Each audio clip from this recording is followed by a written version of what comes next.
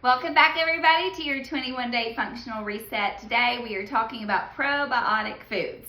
So I already have given a little tutorial about kefir, so I won't take a deep dive on that.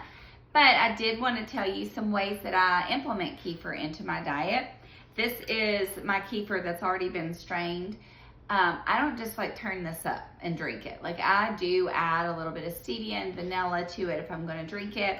But I'll also put like a little bit of protein powder in there with maybe some granola on top and make it more like a yogurt with a little bit of extra protein. So that's one way I enjoy kefir. I'm going to put all the benefits of each of these for you under this post so you can see what the benefit of each probiotic food does.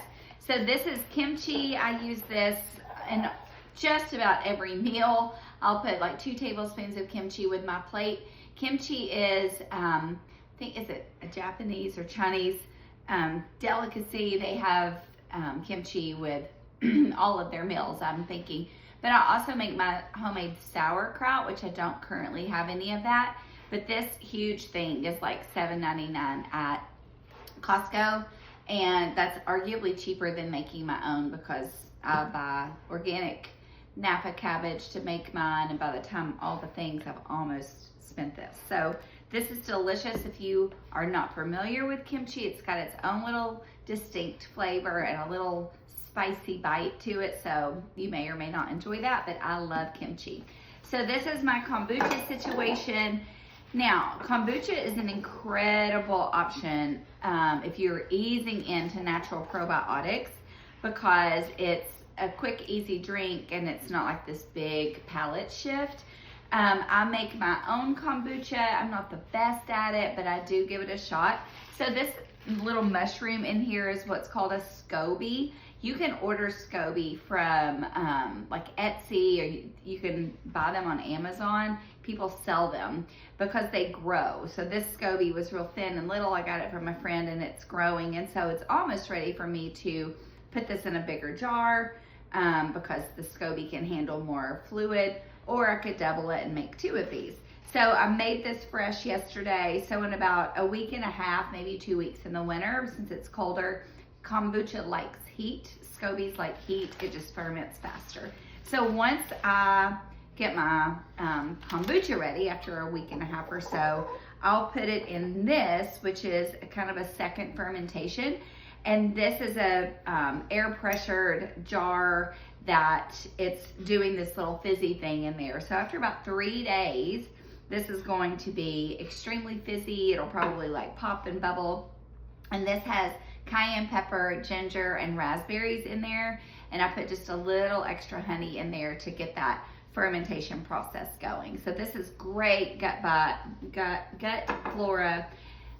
Let's go the easier route. This is a little bit more extreme. You can also just buy kombucha off the shelf.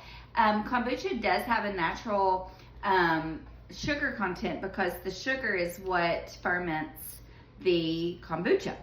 But you may look and be like, oh man, that's got 17 grams of sugar. But you've got to remember that the SCOBY fed on that sugar. And so arguably it doesn't have 17 grams of sugar, but I don't know any other way that they would like calculate that. So that's the story I tell myself anyway. This is actually one that I got at, you guessed it, Costco. They don't always have it, but this one is a little lower in sugar content, but I have to imagine that it's probably a little bit lower on the probiotic side too because of the lower sugar content.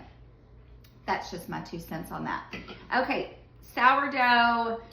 Again, this is, you know, if you make your sourdough, great, but this is fermented yeast.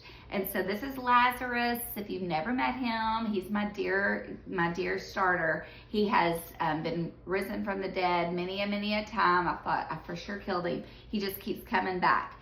So I make sourdough bread here. You can see my sourdough. I make it probably, I don't know, once every 2 weeks, I would say. So if you are interested in sourdough, if you're local, come get some starter from me. But you can, again, start your own, and you could also go to Marketplace. People are selling their starter on Marketplace all the time.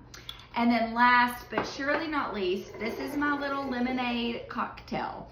I have this every single morning. I wake up, come down, I brew my coffee, and this is a pre-mixture of half apple cider vinegar and then half lemon juice.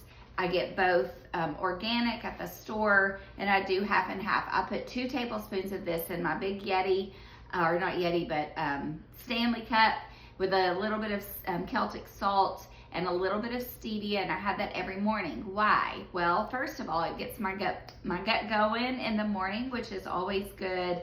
And as you know, apple cider vinegar, you purchase it with the mother, and the mother is actually the mushroomy, fermented part of the apple cider vinegar that you want. If you have constipation, digestion issues, just Google apple cider vinegar benefits. There are a ton of them. But I have this little cocktail every morning, and I just got a wide mouth jar, and I ordered this little guy off Amazon, and it's just handy dandy.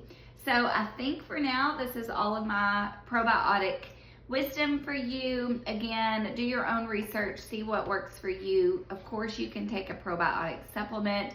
You could do that in addition to all of this, but we are trying to get our gut bacteria top par, like best of the best, because your gut microbiome impacts your entire health.